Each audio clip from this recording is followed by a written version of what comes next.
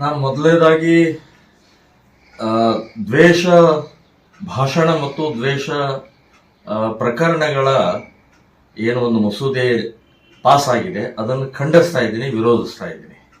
ಈಗಾಗಲೇ ನಾವು DC ಗಳಿಗೆಲ್ಲ ಮನವಿಗಳನ್ನು ಕೂಡ ಕೊಟ್ಟಿದ್ದೀವಿ.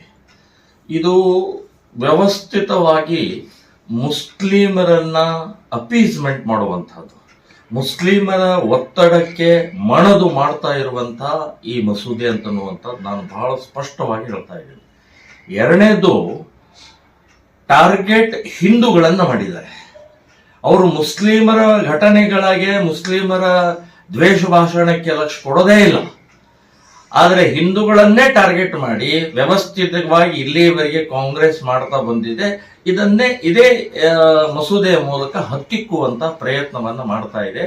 ಇದೊಂದು ಸಂವಿಧಾನ ಬಾಹಿರವಾದಂತಹದ್ದು, ಅಂಬೇಡ್ಕರಿಗೆ ಅಪಮಾನ ಮಾಡಿದಂತಹದ್ದು ಅನ್ನುವಂಥದ್ದು ನಾನು ಸ್ಪಷ್ಟವಾಗಿ ಹೇಳ್ತಾ ಇದ್ದೀನಿ. ಇದು ಸರಿಯಲ್ಲ, ಇದನ್ನು ವಾಪಸ್ ತಗೊಳ್ಬೇಕು ಅಂತನ್ನುವಂಥದ್ದು ಕೂಡ ನಾನು ಹೇಳ್ತಾ ಇದ್ದೀನಿ. ಈಗ ಇತ್ತೀಚೆಗೆ RSS 100 ವರ್ಷ ಆಗಿದೆ ಮತ್ತು 100ನೇ ವರ್ಷದ ನಿಮಿತ್ತವಾಗಿ ಇಡೀ ದೇಶಾದ್ಯಂತ 1,00,000ಕ್ಕೂ ಹೆಚ್ಚು ಹಿಂದೂ ಸಭೆಗಳನ್ನ ಮಾಡುವಂತಹ ನಿರ್ಧಾರವನ್ನು ತಗೊಂಡಿದ್ದಾರೆ. ಪಥಸಂಚಲನ, ರೂಟ್ ಮಾರ್ಚ್ ಅತ್ಯಂತ ಯಶಸ್ವಿಯಾಗಿ ಆಗಿದೆ. ಸೊ ಸಮಾಜ ಮತ್ತು ಯುವಕರು ಬಹಳ ದೊಡ್ಡ ಪ್ರಮಾಣದಲ್ಲಿ ಸ್ಪಂದನ ಮಾಡಿದ್ದಾರೆ. ಇತ್ತೀಚೆಗೆ ನಡೆದಂತಹ ಗಣೇಶೋತ್ಸವ ಇರಬಹುದು, ರಾಮನವಮಿ ಇರಬಹುದು, ಹನುಮ ಜಯಂತಿ ಇರಬಹುದು, ಲಕ್ಷಗಟ್ಟಲೆ ಜನ ಸೇರಿದ್ದಾರೆ. ಇದು ಎಲ್ಲೋ ಒಂದು ಕಡೆಗೆ ಹೊಟ್ಟೆ ಉರಿ ಆಗ್ತಾ ಇದೆ.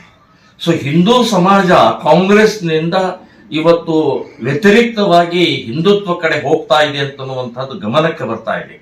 ಸೊ ಇದಕ್ಕೆ ಎಲ್ಲಾದರೂ ಒಂದು ಹಿಡಿತ ತರಬೇಕು, ಇದನ್ನ ಹತ್ತಿಕ್ಕಬೇಕು ಅನ್ನುವಂಥದ್ದೇ ಇದನ್ನ ಮುಖ್ಯವಾಗಿ ಕಾರಣ. ಇನ್ನು ನಾನು ಹೇಳೋದು, ಮುಸ್ಲಿಮರು ಬೆಳಗ್ಗೆ 5 ಗಂಟೆ, 4 ಗಂಟೆ, 5 ಗಂಟೆ, 4:30, 5:30 ಹೀಗೆಲ್ಲ ಬೆಳಗ್ಗೆ ಅಜಾನ್ ಮಾಡ್ತಾರೆ, ಪ್ರಾರ್ಥನೆ ಮಾಡ್ತಾರೆ. ಏನ್ ಪ್ರಾರ್ಥನೆ ಅದು? ಅಲ್ಲಾ ಒಬ್ಬನೇ ದೇವರು, ಉಳಿದವರು ಯಾರೂ ದೇವರಲ್ಲ ಅಂತ ಅನ್ನುವಂತ ಇದು ದ್ವೇಷ ಅಲ್ಲೇನಿದು? ನೀವು ಈ ನಮ್ಮ ದೇಶದಲ್ಲಿ ಬಹು ಉಪಾಸಕರು ನಾವಿದ್ದೀವಿ. ನಮ್ಮ ಎದುರುಗಡೆನೆ ನಾವು ಪ್ರತಿ 5 ದಿನ ಕೇಳ್ಬೇಕದನ್ನ ನಾವು. ಅಲ್ಲ ಒಬ್ಬನೇ ದೇವರು ಅಂತ ಅನ್ನುವಂಥದ್ದು ಕೇಳ್ಬೇಕಾ? ನೀವು ಪ್ರಾರ್ಥನೆ ಮಾಡ್ಕೊಳ್ಳಿ ಒಳಗಡೆಗೆ, ಆದ್ರೆ ಇದು ಬಹಿರಂಗವಾಗಿ ಇದು ದ್ವೇಷ ಅಲ್ಲ. ಇದು ನೀವು ಒಳಗಡೆ ಮಾಡುವಂತಹದ್ದು ಇವತ್ತು ಹೇಳಿದೆ, ಇನ್ನೊಬ್ಬರ ಮನಸ್ಸಿಗೆ ಘಾಸಿ ಮಾಡುವಂಗಿಲ್ಲ ಅಂತನ್ನುವಂಥದ್ದು ಸಂವಿಧಾನ ಹೇಳಿದೆ. ಇದಕ್ಕೆ ಹಾಗಾದ್ರೆ ಏನ್ ಕ್ರಮ ತಗೊಳ್ತಾರೆ ನೋಡೋಣ. ಇನ್ನು ಪ್ರತಿ ಶುಕ್ರವಾರ ನಮಾಜದ ಸಮಯದಲ್ಲಿ ಇಂಥ ದ್ವೇಷ ಭಾಷಣಗಳಾಗ್ತವೆ. ಅಲ್ಲಿ CC ಕ್ಯಾಮೆರಾ ಇಲ್ಲ, ಆ ಭಾಷಣದ್ದು ಇಡೀ ಊರು ತುಂಬೆಲ್ಲ ಕೇಳಿಸುತ್ತೆ. ಎಂಥ ದ್ವೇಷ ಭಾಷಣಗಳು ನಡೀತಾ ಇದಾವೆ. ಹಾಗಾದ್ರೆ ಅವ್ರ ಮೇಲೆ ಕ್ರಮ ತಗೊಳ್ತಾರೆ ನೋಡೋಣ ಈ ಮಸೂದೆಯ ಮೂಲಕ.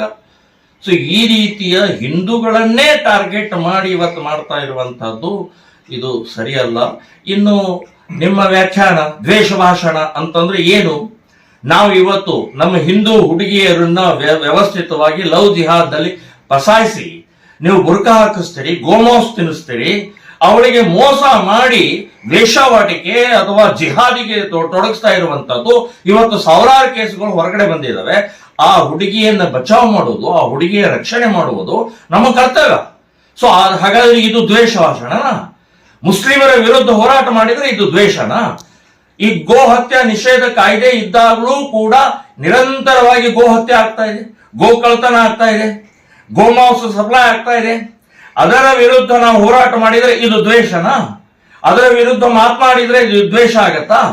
ಮತಾಂತರ, ಕ್ರಿಶ್ಚಿಯನ್ರು ಇವತ್ತು ಓಪನ್ ಆಗಿ ಎಲ್ಲ ಹಳ್ಳಿ ಹೋಗಿ ಇವತ್ತು ಮತಾಂತರವನ್ನ ಮಾಡ್ತಾ ಇದ್ದಾರೆ.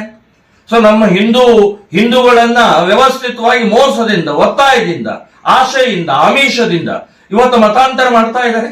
ಸೊ ಆ ಮತಾಂತರದ ವಿರುದ್ಧ ನಾವು ಮಾತನಾಡಿದ್ರೆ ಅಥವಾ ಹೋರಾಟ ಮಾಡಿದ್ರೆ ಇದು ದ್ವೇಷನ? ಇದು ಸೊ ಯಾವುದು ದ್ವೇಷ? ನಮ್ಮ ದೇಶದ ರಕ್ಷಣೆ ಮಾಡುವಂತ ನಾವು ಹಿಂದೂ ಸಮಾಜವನ್ನ ಜಾಗೃತಿ ಸಂಘಟನೆ ಮಾಡುವಂತದ್ದು ಇದು ದ್ವೇಷ ಆಗುವುದಿಲ್ಲ. ದ್ವೇಷ ನಮ್ಮ ಜಾಗೃತಿ ಮೂಡಿಸುವಂತ ಕೆಲಸವನ್ನು ಮಾಡ್ತಾ ಇದ್ದೀವಿ. ಈ ಪ್ರವೃತ್ತಿ, ದ್ವೇಷದ ಭಾಷಣದ ಈ ಮಸೂದೆ ನಮಗೇನ ತಾಗೋದಿಲ್ಲ, ಇದನ್ನ ಪ್ರಯೋಜನ ಇಲ್ಲ ಅಂತನ್ನುವಂತದ್ದು ಹೇಳ್ತೀನಿ.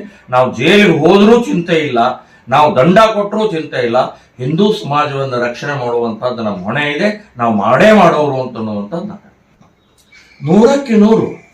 ನಮ್ಮ ವಾಕ್ ಸ್ವಾತಂತ್ರ್ಯವನ್ನ ವ್ಯವಸ್ಥಿತವಾಗಿ ಕಸ್ಕೊಂಡು ನಾವು ಮಾತಾಡ್ತೀವಿ. ಮಾತನಾಡಿದ ನಂತರ ನಮಗೆ ಕೇಸ್ ಹಾಕಿ ನೀವು, ಆದರೆ ಮಾತನಾಡುವಂತಹದ್ದೇ ನೀವು ಇವತ್ತು ಅದನ್ನು ಕುತ್ತಿಗೆ ಸಿಗ್ತಾ ಇದ್ದಾರೆ. ಅಷ್ಟೇ ಅಲ್ಲ, ಇನ್ನೊಂದು ಬಹಳ ಭಯಾನಕವಾದಂದ್ರೆ ಮಾಧ್ಯಮದ ಮೇಲೂ ಕೂಡ ಈ ದ್ವೇಷ ಭಾಷಣ, ದ್ವೇಷ ಪ್ರಕರಣಗಳನ್ನ ಪ್ರಕಟಣೆ ಮಾಡೋಂಗಿಲ್ಲ, ಮಾಡಿದರೆ ಅದು ಕೂಡ ಶಿಕ್ಷಾರ್ಹ ಅಂತನ್ನುವಂಥದ್ದು ಮಸೂದೆಯಲ್ಲಿ ಮಂಡನೆ ಮಾಡಿದ್ದು. ಇದಂತೂ ಬಹಳ ಅಕ್ಷಮ್ಯ ಅಪರಾಧವನ್ನು ಮಾಡಿದ್ದಾರೆ. ಇವತ್ತು ಮಾಧ್ಯಮಗಳು ಮನೆ ಮನೆ ವಿಷಯವನ್ನು ತಲುಪಿಸೋದ್ರಿಂದನೇ ಇವತ್ತು ಕಾಂಗ್ರೆಸ್, ಇವತ್ತು ರಾಜಕಾರಣಿಗಳ ಬಟ್ಟ ಬಯಲ ಆಗ್ತಾ ಇದ್ದಾರೆ. ಸೊ ಅಂಥದನ್ನು ಕೂಡ ಇವತ್ತು ಹತ್ತಿಕ್ಕುವಂತಹ ಪ್ರಯತ್ನ ಮಾಡ್ತಾ ಇರೋದು, ಇದು ಕೂಡ ಬಹಳ ದೊಡ್ಡ ಡೇಂಜರಸ್, ಗಂಭೀರವಾದ್ದು ಅಂತನ್ನುವಂಥದ್ದು ನಾನು ಹೇಳ್ತೀನಿ.